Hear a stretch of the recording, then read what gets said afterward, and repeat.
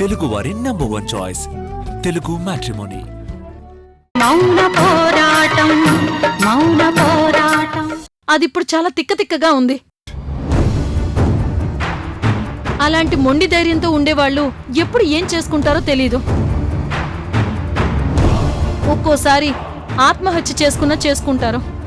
అమ్మా, అందుకేరా రమ్మంటున్నాను. సరే, నాకు కొంచెం పనుంది, చూసుకొని వస్తాను. అప్పటి వరకు నువ్వు ఆ రాక్షసిని జాగ్రత్తగా చూసుకుంటూ ఉండు. ఏదన్నా తేడా వస్తే పక్కింటోళ్ళని పిలువు. నాకు వెంటనే ఫోన్ చెయ్యి. సరేరా. సరే అమ్మా.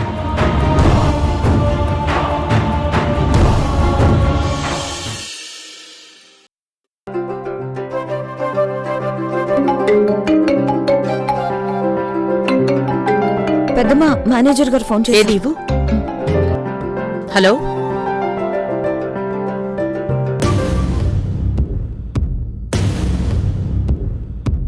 నక్షత్ర, ఏదో చెప్పి ఇక్కడికి తీసుకొచ్చావేంటి? దుర్గ ఇక్కడే ఉంది కదా.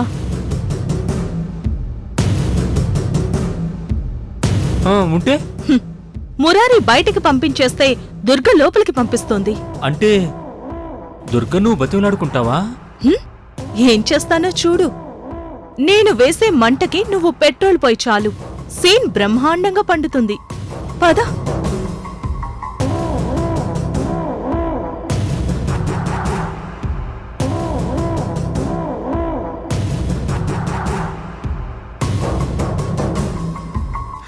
అత్తయ్య, అత్తయ్య, అత్తయ్య, నాకు మీరే దిక్కు. నక్షత్ర దుర్గ కాళ్ళు పట్టుకుందేంటి? మీరే నాకు దిక్కు అత్తయ్య, నన్ను మీరే కాపాడాలి.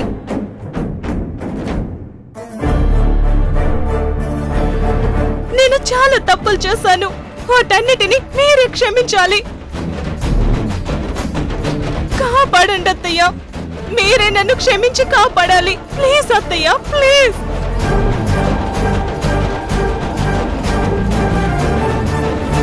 మురారికి మీరే నచ్చ చెప్పాలి. ప్లీజ్ అత్తయ్య, మురారికి చెప్పండి. మురారికి నచ్చ చెప్పండి అత్తయ్య. ఏంటి ఏం మాట్లాడదు? దీనికేదో సరిపోలేదనుకుంటా. అత్తయ్య, నాకు తెలుసు మీకు నా మీద చాలా కోపం ఉందని. నేను చేసింది మామూలు దుర్మార్గం కాదు. ఇంత మంచి దానివైన నిన్ను ఎన్నో మాటలన్నాను, నీతో ఎన్నో గొడవలు పడ్డాను, నీకు మనశ్శాంతి లేకుండా చేశాను. మిమ్మల్ని మీ పిల్లల్ని దూరం చేయాలని చూశాను, మీ కుటుంబాన్ని ముక్కలు చేయాలనుకున్నాను. అన్ని తప్పులే, పాపాలే.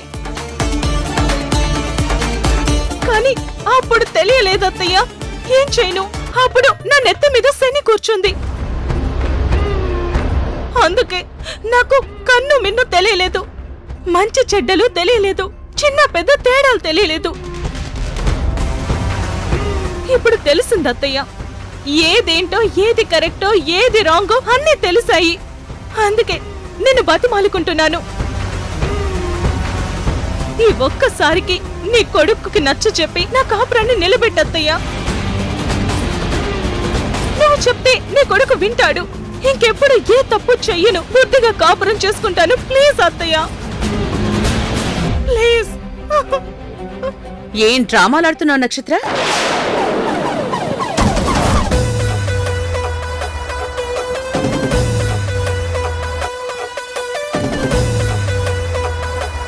ఏంటి, నువ్వు నా మంచిదనం తెలుసుకున్నావా? నీ తప్పులు తెలుసుకున్నావా? నేను నిన్ను క్షమించాలా? ఎందుకు క్షమించాలి నిన్ను? నువ్వు చేసింది తప్పు కాదు, పాపం కాదు, అంతకంటే ఎక్కువ. ఎన్ని తప్పులని క్షమించాలి? నా కొడుకుని ప్రేమించినట్టు నటించి వాణ్ణి పెళ్లి చేసుకున్నావు, క్షమించాను. నన్ను టార్చర్ చేయాలని చూసావు, క్షమించాను. నా కొడుకుని టార్చర్ చేశావు, అయినా క్షమించాను. నా కోడల్ని ఏడిపించావు, క్షమించాను. నా కుటుంబాన్ని ఎన్నోసార్లు ముక్కలు చెయ్యాలని చూసినా నిన్ను క్షమిస్తూనే వచ్చాను. సువర్ణతో చేతులు కలిపి నాతో యుద్ధమే చేశావు, అయినా నిన్ను క్షమించాను. ఎన్ని తప్పులని క్షమించాలి? ఆ దేవుడు కూడా 100 తప్పుల వరకే క్షమిస్తాడు, ఆ తర్వాత శిక్షిస్తాడు. నేనంతకంటే ఎక్కువగానే నిన్ను క్షమించాను, ఇక క్షమించను. అయినా ఇప్పుడు నువ్వు చేసింది మామూలు తప్పు కాదు. ఒక ఆడదానిగా పుట్టి ఆడజన్మకి పరిపూర్ణతనిచ్చే విషయంలోనే ఇంత దారుణమైన మోసానికి తెగబడ్డావు. దానికోసం నా కొడుకు ఎన్నో కలలు కన్నాడు.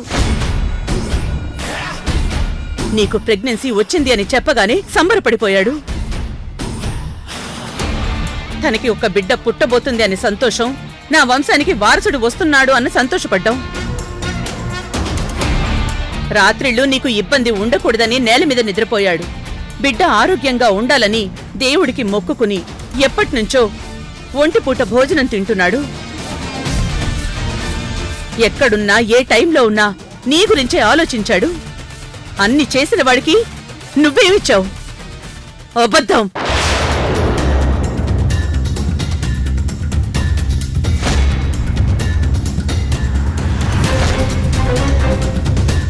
అబద్ధం అనే బిడ్డని వాడి చేతుల్లో పెట్టావు. వాడి గుండెని ముక్కలు చేశావు, వాడి మనసుని ముక్కలు చేశావు. అసలు మురారికి ఈ విషయం తెలిసాక వాడు నిన్ను బ్రతకనివ్వడేమోనని భయపడ్డాను. వాడు నీ ప్రాణాల్ని మిగిల్చాడు, నిన్ను రోడ్డు మీదకి పంపడంతో సరిపెట్టాడు. ఇప్పుడు నేను నిన్ను క్షమిస్తే వాడి దృష్టిలో నేనిప్పుడు అమ్మనవ్వను. వాడి జీవితం నాశనం కోరుకున్న రాక్షసినవుతాను. తప్పు చేస్తే క్షమించొచ్చు, ద్రోహం చేస్తే వదిలించుకోవడమే మంచిది. పైగా నువ్వెప్పటికీ మారే మనిషివి కాదు, ఒళ్ళంతా విషం నింపుకున్న మనిషివి. నువ్వు మారవు, మారలేవు. నేను నిన్ను క్షమించలేను. మీరిక బయలుదేరండి. అత్తయ్య,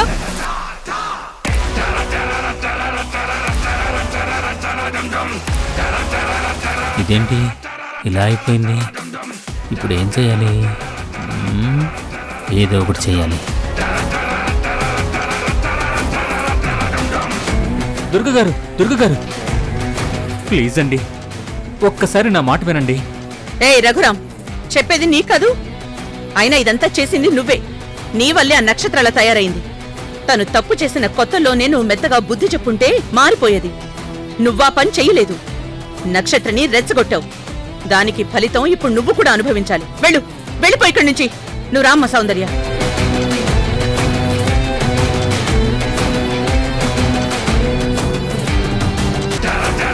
ఈసారి దుర్గ చాలా స్ట్రాంగ్గా ఫిక్స్ అయింది. లాభం లేదు.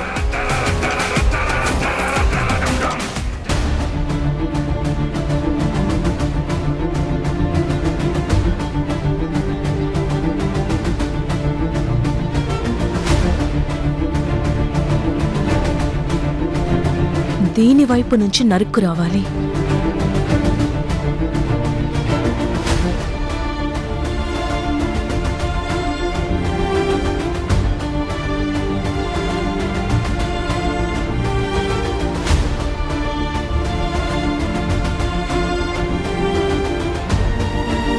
ఏంటి సైలెంట్ గా ఉన్నావు? నువ్వేగా నీతో మాట్లాడొద్దన్నా. ఎక్కడికి వచ్చావు? మనసు లేని మనుషుల మధ్య ఉన్నప్పుడు ఎక్కడికైనా రావాలి, తప్పదు. ఏమైంది? చేతిలో బ్యాగ్ ఏంటి? మురారి నన్ను ఇంట్లో నుంచి పంపించేశాడు. ఎందుకు? ఎందుకంటే అతని సంతోషం కోసం ఓ చిన్న అబద్ధం ఆడితే అదేదో పెద్ద నేరమైనట్టు పంపించేశాడు. నువ్వు ఏం చేసావో చెప్పు. అది అసలు నేరమో కాదు, నేను చెప్తాను. ఏముంది, మురారి సంతోషంగా ఉంటాడని నాకు ప్రెగ్నెన్సీ వచ్చిందని అబద్ధమాడాను. అది అబద్ధమని తెలిసింది. వెంటనే నా మీద ఇంతెత్తున లేచి బయటకు తోసేశాడు. నేను వెంటనే దుర్గ దగ్గరకొచ్చాను. దుర్గ కూడా ఆడదన్నని జాలి లేకుండా నన్ను బయటికి పంపేసింది. అసలు మానవత్వమే లేదు వీళ్ళకి. మానవత్వం గురించి మనమే మాట్లాడుకోవాలి నక్షత్ర. అయినా నువ్వేదో మంచి పని చేసినట్టు నీ మీద మానవత్వం చూపించాలా? నిజంగా దుర్గత్తే కాబట్టి ఇంట్లో నుంచి బయటికి పంపించేసింది. అది ఇంకొకళ్ళయ్యుంటే ఈ పాటికి 2 ముక్కలుగా నరికేసేవాళ్ళు. ఏయ్, ఏంటి అలా జరగాలని నువ్వే కోరుకుంటున్నట్టున్నావు? నేనప్పుడే చెప్పాను నువ్వు మంచిగా మారు అని. మారలేదు. మా అమ్మని దుర్గే చంపేసింది, నేను దుర్గ మీద పగ తీర్చుకుంటాను అని తెగ రెచ్చిపోతున్నావు. అప్పుడే కాదు, ఇప్పుడు కూడా అలాగే ఉంటాను నేను. ఉంటే బెగ్గరవైపోతావు. ఇప్పుడు రోడ్డు మీదకొచ్చావు, మంచికి ఎదురెళ్తే నీకు మిగిలేది అదే. నేను ఏమైపోయినా పగ తీర్చుకుంటాను. నీకు మీ అమ్మకి నాన్నకి అన్యాయం చేసిన మనిషి మీద ప్రేమ పుడుతుందేమో, కానీ నాకు మా అమ్మని చంపిన మనిషి మీద నేను చచ్చే వరకు పగ చావదు. ఎందుకంటే నాకు మా అమ్మ మీద ప్రేమ ఉంది. ప్రేముండాల్సింది మనవాళ్ళ మీద కాదు, న్యాయం మీద. అది ఎటుపక్కుంటే మనము అటుపక్కే ఉండాలి. ఎవడికో న్యాయం అనిపించింది కాదు, నాకు న్యాయం అనిపించిందే న్యాయం. అప్పుడు నువ్వొక్కదానివే ఒకవైపు, ప్రపంచం మొత్తం ఒకవైపు అయిపోతుంది. నువ్వు ఒంటరిదానివి అయిపోతావు. ఏం జరిగినా ఏదో ఒక టైంలో మనలో చేంజ్ రావాలి నక్షత్ర. నువ్వు నిజంగా మంచిదానివి అయ్యుంటే నిన్నంత హ్యాపీగా చూసుకునే నీ హస్బెండ్ ఎందుకు బయటకు పంపించేస్తాడు? ఏ చియాపు, నీకు దుర్గ ఏదో మాయ చేసుండొచ్చు, కానీ నన్ను చేయలేదు. పిచ్చిగా థింక్ చేయకు నక్షత్ర. నీ మిస్టేక్స్ ఒప్పుకొని నీ హస్బెండ్ కి సారీ చెప్పు. అతను నిన్ను చాలా హ్యాపీగా చూసుకుంటాడు. ఒక్కసారి అటువైపు నుంచి కూడా చూడు. మనసుకి ఎంత హ్యాపీగా ఉంటుందో, లైఫ్ ఎంత హాయిగా గడిచిపోతుందో అర్థమవుతుంది. నేను కాదు, నువ్వు మారాలి. పాపం, అక్కడ మీ అమ్మ జైల్లో చిప్పకూడు తింటుంటే నువ్విక్కడ హ్యాపీగా దుర్గ పడేసే ఎంగిలి మెతుకులు ఏరుకొని తింటున్నావు. నీకసలు సిగ్గు పౌరుషం అనేవి లేవా? నక్షత్ర,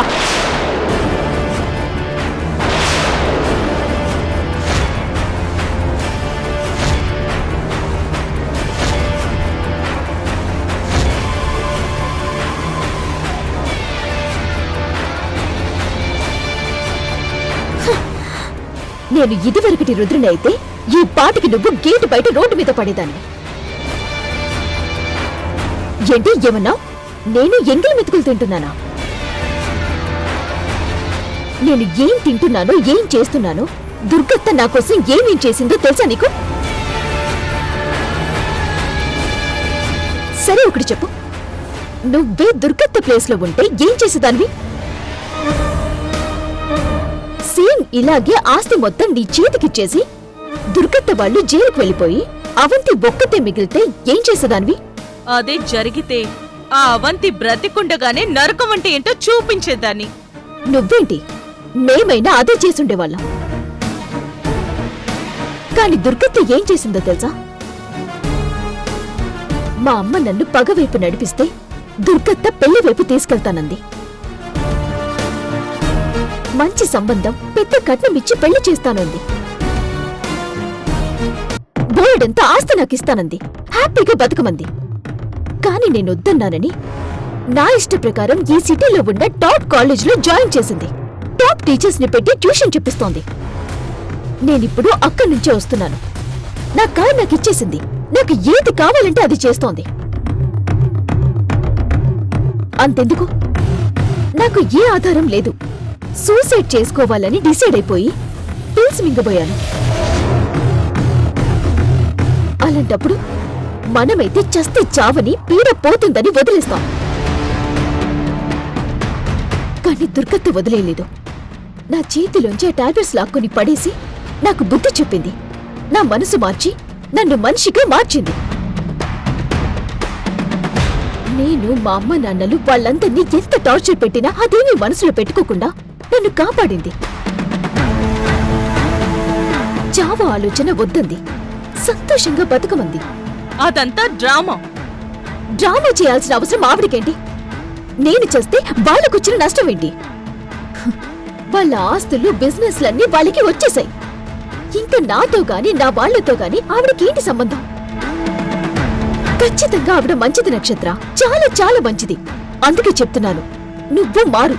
ఏయ్, నేను నా తల్లిని చంపిన మనిషిని నాశనం చేసే తీరుతాను. నిమిషానికి ఒక రకంగా నేను మారను. ఇదే ఫిక్స్. నాకు అర్థమైపోయింది. నీ లైఫ్ ని నువ్వే నాశనం చేసుకుంటున్నావు. ఇంకా నీకు ఏం చెప్పినా యూజ్ లేదు. ఇప్పుడు చెప్తున్నాను చూడు. దుర్గత్త నాకు పెద్దత్త. ఆవిడతోనే నేను కలిసి ఉంటాను. నువ్వు వెళ్ళి ఆ నడి రోడ్డు మీద పడు. Get out.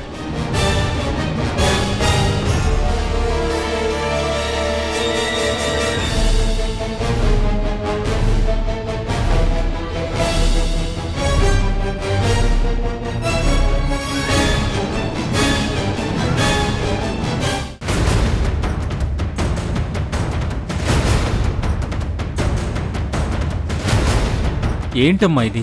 మన పరిస్థితి ఇలా అయిపోయిందేంటి? అటు రోడ్డు ఎక్కలేం, ఇటు ఇంట్లోకి వెళ్ళలేం. మరీ రోడ్డు పక్కనున్న ముష్టి వాళ్ళ బతుకులే అయిపోయిందే.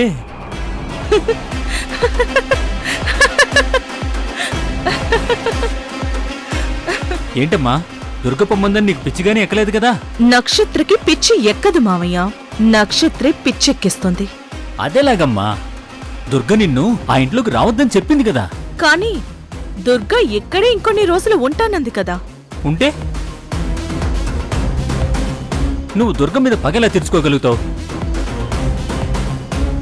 నువ్వు బయట ఉంటావు, దుర్గ ఇంట్లోనే ఉంటుంది. నా ప్లానే వేరు మావయ్య. దుర్గా ఇక్కడ ఉంటేనే నేను అనుకున్నట్టు అంతా నాశనం చేయగలుగుతాను. అయ్యో, అదెలా అంటున్నావమ్మా? అదంతే. మనం ఇక్కడ ఎక్కువ మాట్లాడుకోకూడదు. పద వెళ్దాం.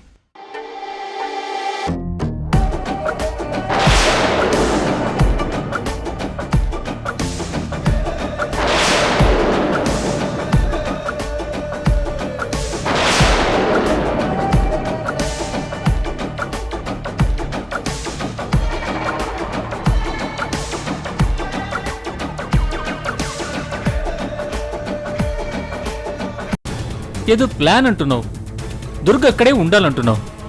అసలు నువ్వు ఏం చేస్తున్నావు? నాకు పెద్ద టెన్షన్గా ఉంది. నువ్వు నవ్వకమ్మా, నాకు టెన్షన్గా ఉంది. అమ్మా, నీకు మావయ్యనే. ఈ టెన్షన్ తట్టుకోలేక నీకు దండం పెట్టి అడుగుతున్నాను.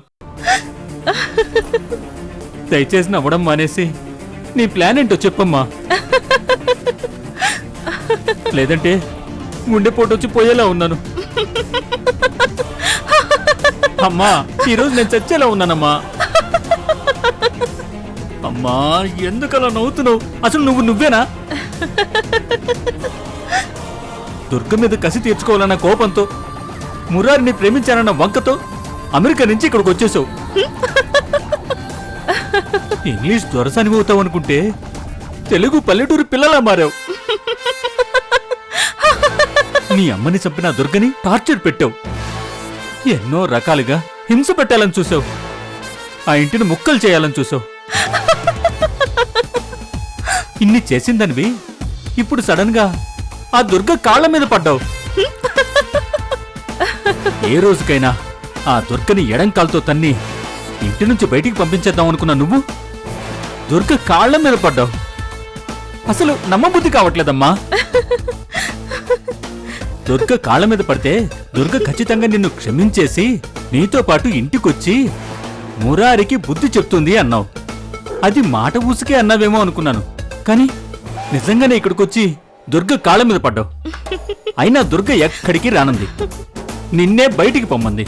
నువ్వేమో ఇక్కడ పగలబడి నవ్వుతున్నావు. దుర్గ ఆ ఇంట్లో ఉంటే నువ్వు బయటుండి పగలా తీర్చుకుంటావు. అసలు నీ ప్లాన్ ఏంటమ్మా?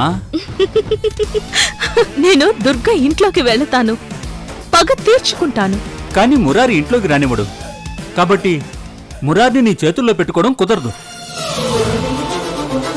మురారి నీ చెప్పు చేతుల్లో లేకపోతే దుర్గ ఎందుకు బాధపడుతుంది? బాధపడకపోతే దుర్గ మీద నువ్వు పగ తెచ్చుకున్నట్టు ఎలా అవుతుంది? నేనిప్పుడు పగ తీర్చుకోవాల్సింది దుర్గ మీద కాదు మావయ్య. ఏంటది? దుర్గ కాళ్ళ మీద పడింది దుర్గ మా అమ్మని చంపలేదని తెలిసాకే పడ్డాను. ఏం మాట్లాడుతున్నావు నక్షత్ర? మీ అమ్మని దుర్గ చంపలేదా? ఇదేం ట్విస్ట్? దుర్గ చంపకపోతే మరెవరు చంపారు? ఇన్ని రోజులు నా పక్కనే ఉంటూ నన్ను ప్రేమిస్తున్నట్టు నటిస్తూ ఈ వంటితోనే కాపురం చేసిన నా ఇంటి కుక్క ఆ మురారి. ఆ మురారా? అవును మావయ్య, ఇన్ని రోజులు నేను ప్రాణంలో ప్రేమించిన మురారే నా తల్లిని చంపి నాకు వెన్నుపోటు పొడిచాడు. మురారి చంపడం ఏంటమ్మా? అతనే చంపడం రుజువేంటి? వాడి నోటితో వాడే చెప్పాడు. మురారి చెప్పాడా? ఎప్పుడు, ఎలా?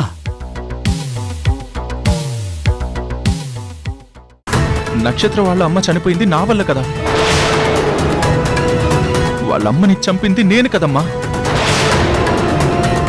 ఆ రోజు ఆ భవానీ నా చేతిలో చచ్చిపోతే నన్ను కాపాడడం కోసం ఆ నేరం నీ మీద వేసుకుని నన్ను కాపాడింది నువ్వే కదమ్మా.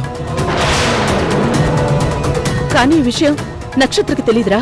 అంటే ఇన్ని రోజులు నువ్వు భవానీని చంపినా వాడితో కాపురం చేసావా?